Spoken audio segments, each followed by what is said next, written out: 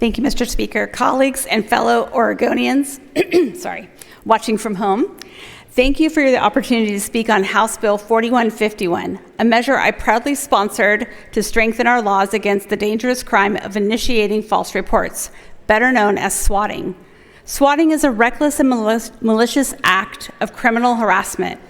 It occurs when someone deliberately places a hoax call to 911 or emergency services, fabricating a severe violent emergency, like an active shooter, hostage situation, bomb threat, or murder, at an innocent person's home, business, or school. The goal is to trigger an immediate, heavily armed response from law enforcement.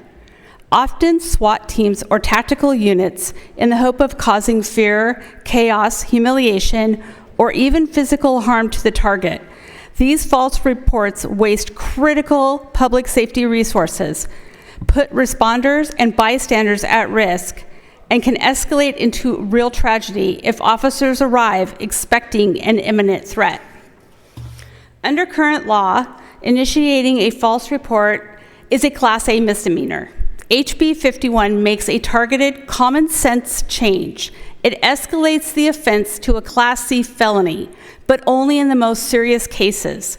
Specifically, when the false report is of such nature that the person initiating the report intentionally causes the deployment of an enhanced law enforcement response and recklessly causes serious physical injury to or the death of another person as a result of the enhanced law enforcement response. The bill defines an enhanced law enforcement response clearly: a response by a law enforcement agency that, based on the information received, involves the dispatch of 2 or more officers or units and one or more of the following: the dispatch of a specialized or tactical teams, setting up perimeters or evacuations, using armored vehicles or breaching tools, or activating rapid response protocols such as shelter-in-place orders. This high threshold ensures the felony applies narrowly to cases with devastating real-world consequences, while sending a strong deterrent message against the most harmful swatting incidents. We have seen the real impact here in Oregon. Last spring, Silverton High School was hit with multiple swatting hoaxes, reporting active threats. These false alarms forced terrifying lockdowns, student evacuations, class cancellation, and days of disrupted learning, all while families and educators lived in fear. Our schools should be places of safety and education, not targets for this kind of cruelty. Beyond schools, swatting has increasingly been weaponized as a tool of political intimidation and violence. In recent years, public officials, candidates, and individuals with outspoken views across party lines have been targeted with these hoaxes to harass, silence, terrorize, or provoke dangerous confrontations.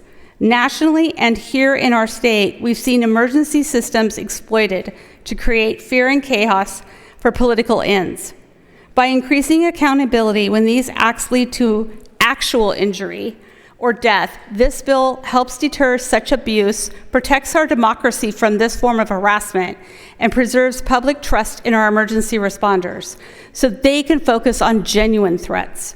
This is bipartisan legislation supported by members from both sides of the aisle in both chambers, because protecting Oregonians from needless harm, safeguarding our children in schools, and preventing the misuse of emergency systems for intimidation should unite us, not divide us.